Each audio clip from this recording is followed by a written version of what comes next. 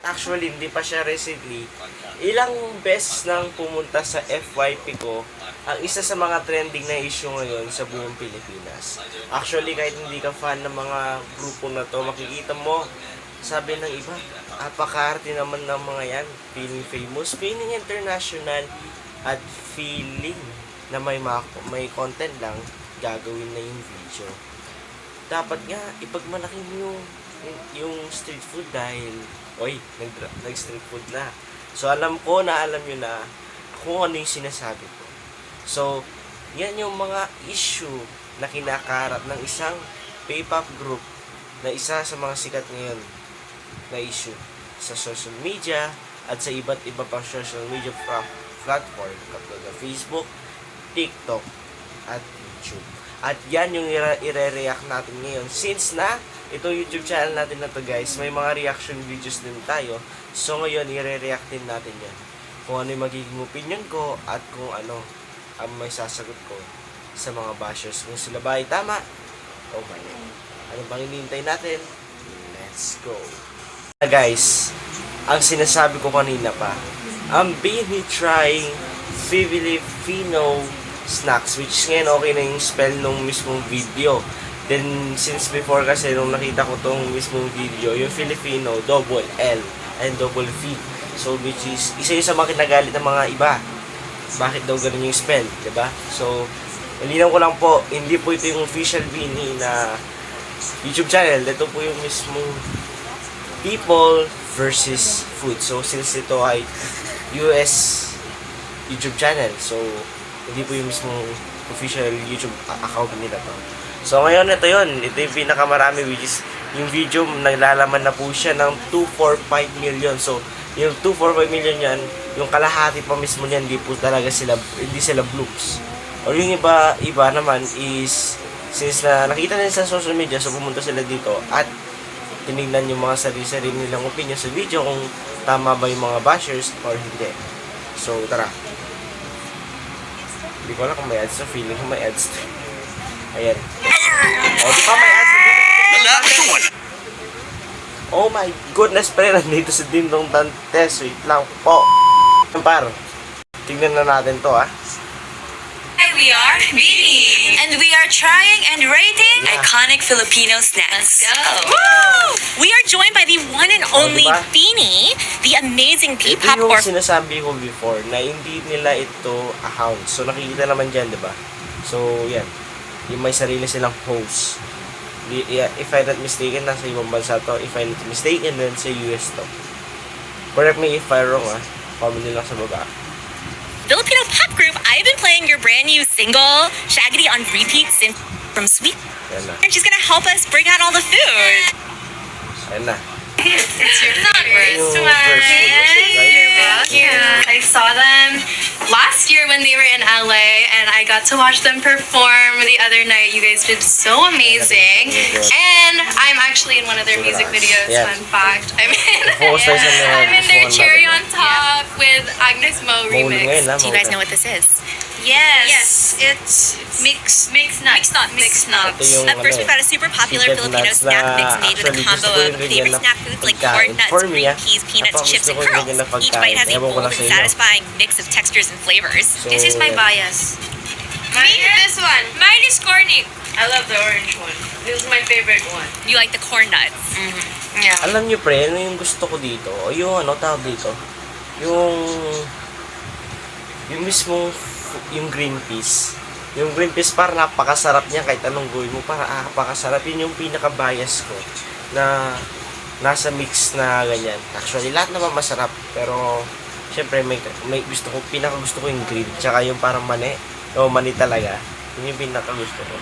Which is, lahat naman talaga gusto ko dyan. To be honest. Ayan.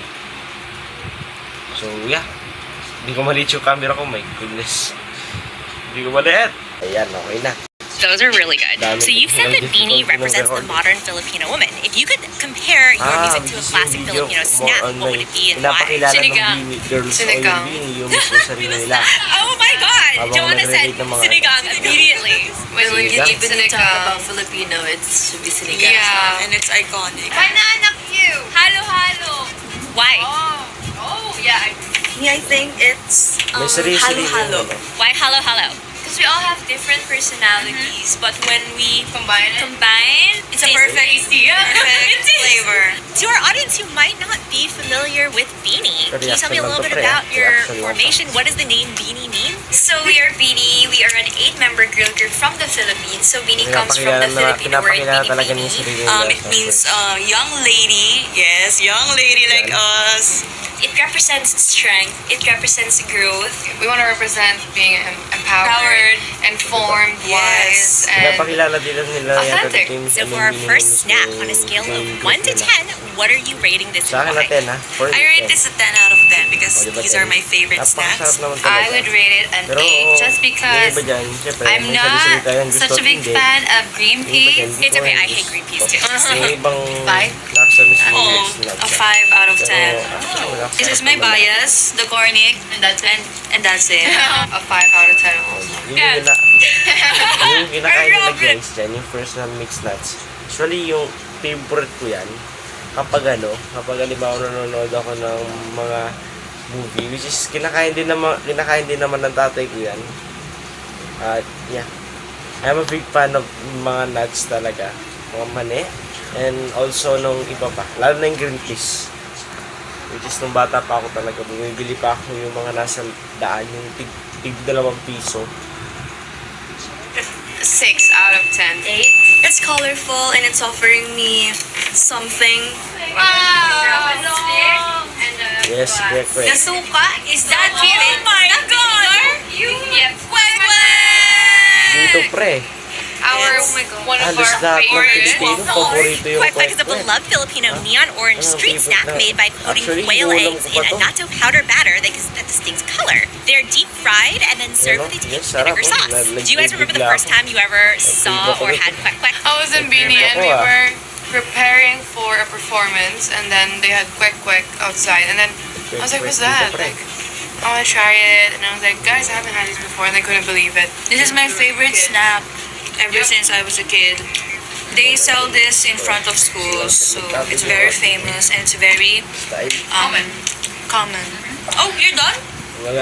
She's done. How do you guys bring your Filipino culture into your music, fashion, and performances? For our recent song, Shaggy, it's actually a traditional Filipino game. And yeah, even in other songs, we also incorporate our dialects. We add some Bisaya lyrics to it, raps.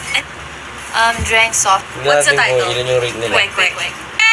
10 of 10, oh my goodness, tama yung masisig ko. 10 of 10. Kasi tayo napakasarap yan pa. Kahit sikat ko, hindi.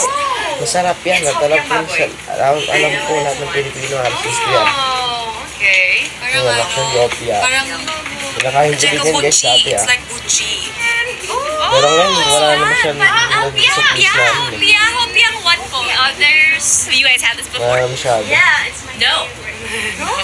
Ewan ko sa ibang place, siguro meron pa dito kasi medyo konti yan ah. Hopia baboy is a Isa pa, Filipino wala. pastry known for its flaky shell and sweet savory filling, traditionally made with cooked winter melon.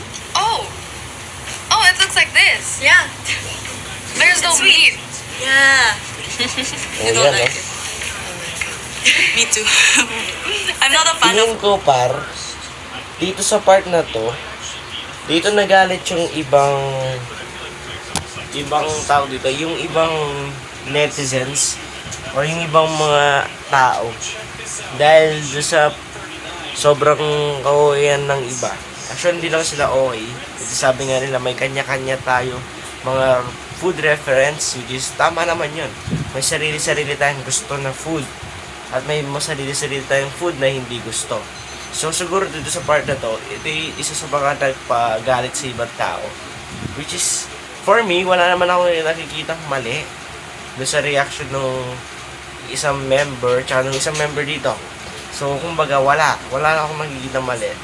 Which is siguro yung ibang tao, which is hindi naman matatawag natin na hindi tama yung ibang tao. So, feeling ko, kaya nagalit sila doon sa mismo reaction na yun. Which is, yung ibang tao, di ba?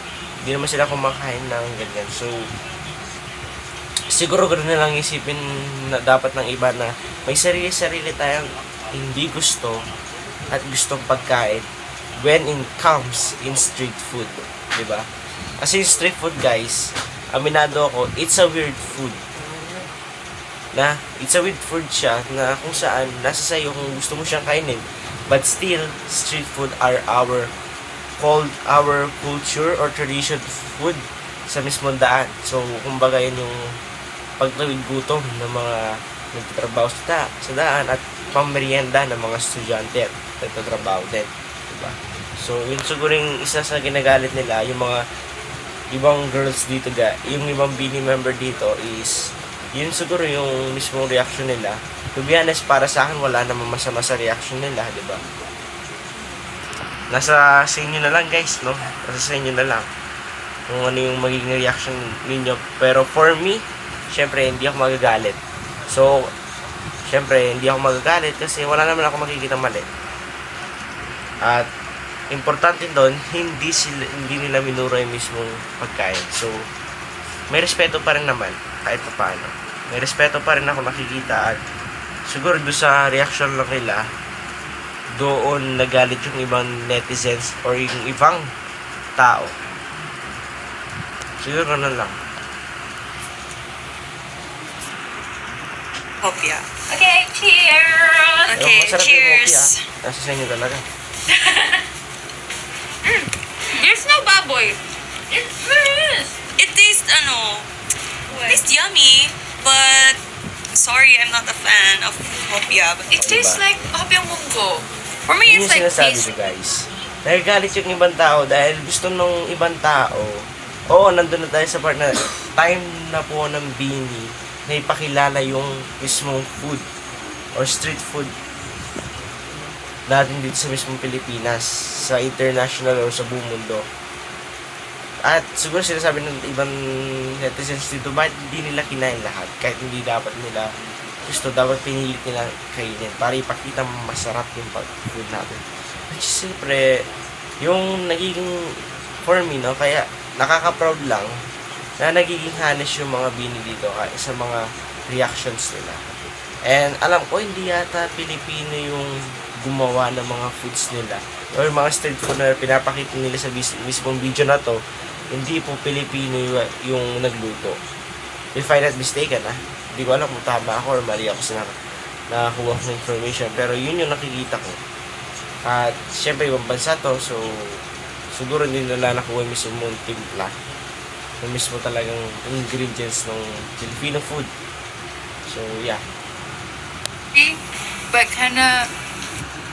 yes! That's Natin yung that. mismo. Oh! How about you? Didn't think... Hopia is like mooncake, right? Oh, the super beloved and nostalgic Ayan pare, Filipino yun sweet. yung These are my mom's favorite. Yeah, sweet. Actually, hanggang ngayon, sa bumibili This pa is- din ako niyan. So, may ganyan pa din naman sa mga tindahan. Ayan, may ads na naman pa. It's like, or what's the texture like to someone who hasn't ever Sarap to tried kaya, this to before? be honest, masarap yung parang it pagkain. mix siya ng... So you're on a long rehearsal day. What's your go-to Focus tayo sa merienda? mga ratings nila. Pink kwek-kwek. Yes. Gusto nyo po itong panoorin, guys? Or Gusto nyo lang there's like bilhin purple, dark, Filipino baby snacks. blue. So you 7 out of 10. mine is 8. 6. I think it's isaw. Isaw, pre. what's that? An isaw? Isaw is chicken's intestine or... Dito na ako siguro, kayo na bala if i-bash nyo ako. I think, for me, hindi kasi ako makain ng isaw na bilog. Bilog yung nakita ko, diba? If I'm not mistaken, yung bilog ng isaw. Hindi ako kumakain yan. So, kumakain po ako ng isaw yung pag ganito. Kaya yung isaw na nakabalo sa mismong orange na, yung para sa mga kwek-kwek, kinakain ko yun. Pero yung mga ganyan, I think, hindi ko siya kinakain. So, Pork? It's a Ako makain po popular ng isaw. inihaw Pero or ganyan grilled na skewer type na meat isaw, made from hindi. either Hindi pig talaga. or chicken. So this one might be pig. So this speaks ears, right? No. Pinakurat. Pinakurat. Suka pinakurasas. No? I didn't. Mika, you didn't even. The isaw that's like that. diba? The one like Tama the siya hindi isaw, ka. it's a Kahit ako, chicken. ganyan lang yung nakain And at saka scary. may yung Okay, so binibigyan basically- ng food colors. Tapos Okay. 1, 2, 3, go. Pero yung bilog hindi ko hindi Who's the ako most masyadong adventurous kumakain eater out nun. of I think all hindi of you? talaga ako kumakain talaga nun. Yung pag ganun lang talaga. I've eaten a lot. Chicken, eat bread with 1 out of 10. Yes, specifically the fork, a 0. Me, 3. Mine is 8 out of 10. I like the letter S. O, diba? Have you Tama. tried fried isaw? Yeah. Diba halos lahat sila Uy, gusto Baron! ko doon. Yeah. Yun. So, yun yung nakita ko rin na point na ba't sila binash din dahil doon sa minus na rate nila. So, siguro, doon din yung source kung ba't binash sila. Diba? Siguro, yun nga. It's the same packaging kasi. Yes. Yeah, ma, masarap yun para. It's made out of egg. Made with materials that were used. Yun natin yung rate. What canned goods are you walking around with in your purse? It's not too bland. Mine is 10. 7. 10 lahat, ha? 10 It's lahat. just okay. She's a foodie. Because she loves to Pizza. bake, that's why. 10 tsaka 8 na, bread. 7. I rated a 6 Bawal out na of rin. 10. Ay, balat pa eh. Isa yun sa mga favorite ko minsan ha. Minsan kasi nag-trade din ako yan. Alam mo yung kapag may lumalabas na sa Wi-Fi ko. Yan yung ano. I love Tuminon ako dito kasi nabinakita What yung is the balat sa part that dito. you should crack? Is it Oh, It's with spicy vinegar, so I Share ko pour lang some. guys, paano nyo po nalalaman kung nasa ninyo yung mismo sabaw? Ako kasi tinitingnan ko yung kung ano yung pinakamakapal, nandun yung sabaw. So kapag hindi siya makapal, tsaka matulis, eh hindi po yung, sigurado nandun po yung bato at wala po din yung sabaw. So, share ko lang ha. Vinegar on top of it. You know, street food, that's as I Told me to try. with me. everyone would not agree, no, but Ayan na. actually, it tastes so soft. It's my favorite street food. Maybe if they didn't have a duck formed inside, Ito yung score, 20. no, so I will rate it at 0 Ito out of 10. mababa. I rate it a 9 out of 10. It's not a 10 out of. I like the yellow part. It's the blood of. Think of it as chocolate. Betamax na ba? Hindi ko... Blood of pig. I haven't tried Ito this yung one. Betamax. Ever? Yung First Betamax, oh. time. My first Yung time. Betamax. Oh my God, Pabox. Betamax! Alam mo yung Minecraft ba? Just Wait think lang. of it as chocolate. So, siguro, ganito yung nakikita ko dyan. Actually, kung makikita mo yung Betamax, box siya. Oo, box siya. Yung box. So, actually, box yung nakikita ko dito. Then, yung kinakain ko na Betamax dito kasi actually yung paganyan talaga. Which is box naman talaga yung Betamax. Pero yung parang dito sa Betamax, ilaw. If you see carefully the, balikan yung video if napanood niya. Napanood nyo, no? Tingnan nyo mismo yung Betamax. Parang hindi ito. So, dito, siguro hindi po masisisi yung Beanie or yung girls. As if you can see carefully, makikita mo yung Betamax, parang raw pa siya. Or, hindi pa siya masyadong luto sa labas. Or kaya sa loob. Kaya siguro pagcho, medyo lasa. Kasi alam ko pa rin mga Betamax, pinipili yan bago iluto. Pinipili na maayos na. Diba? Like, Parang nga siyang chocolate. like everything. I've never tried it. You guys know what a Betamax tastes like? Just taste. Yun yung... She's speechless. I'm speechless. I 7.5. cannot explain how it. Nugget. Come on. Thank you so At siguro isa pang source of bashing dito, binabash yung video yung pag-score nila ng may point pa. So, sabi ng iba bakit dito lang whole number kasi sa may point number pa. So, yun yung sinasabi ng mga iba. Dapat daw whole number na hindi na puro negative at point. So, yeah. Tama naman. Which is medyo tama din yung iba na dapat nga whole number na lang. Pero wala po akong kinakapiyan sa video na to actually. Ano ko lang to, idea. And I'm a fan of Beanie din naman po. Isa akong Blooms, certified Blooms. Actually may t-shirt pa nga ako. If babalikan niyo yung vlog ko, may t-shirt po ako ng Beanie. Tsaka sticker. Uy, mamuna. Here. Favorite ko yan, mamuna. It's nice. Lahat, yan o. Tapos na yung ano nila dito.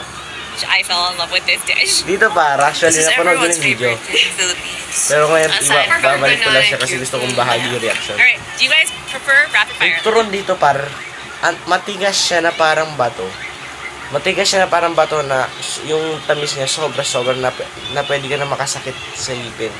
Yun yung sinabi ng girls dito, guys. Actually, medyo matamis daw siya at medyo matigas talaga yung mismong turon. So, yun yung nakikita kong point na at bakit ko na-confirm sa sarili ko na I think yung mga nagluto mismo ng mga Filipino street foods or Filipino foods dito is not a Filipino. So, doon ko na-confirm. Kasi, alam ko naman yung turon na mismong Pilipino, malambot yun at may sakto lang yung tamis, diba? Lumpia or turon? And I Finally, we have Taho, taho, yan, a favorite ko Filipino din yan, snack taho. food made with fresh silken tofu. So what's the most That is corn and then with the sell na taho in the 10 out of 10 for this one Okay, natin siya because bumawi si Gwen, I no? personally like with 79 points? So, ngayon, The quick click ano was ever ang aking reaction? Eto na pa, the moment of truth. Ano ang aking reaction? Yes, guys, yung reaction ko, or ano yung reaction ko is, may kanya-kanya tayong mga foods na gusto natin at hindi natin gusto. 'Di ba? Ganyan tayo. May mga foods na gusto natin at hindi natin gusto. When it comes din sa street food. Ako, guys, hindi ako masyadong kumakain ng Betamax. Hindi rin ako masyadong kumakain ng isaw na bilog. Inamin ko 'yon. So, ngayon, ano yung gusto kong iparating sa video na to? At gusto kong iparating sa una sa lahat, hindi ko lang po ginawa to for a content. To share my thoughts about the video and about the issue of Bini. Isa din po akong Bloom. So, may karapatan na akong ipakita or sabihin ng aking thoughts about the video. So, for me, wala akong kinakampihan una sa lahat. May kanya-kanya tayong mga gusto at hindi gusto.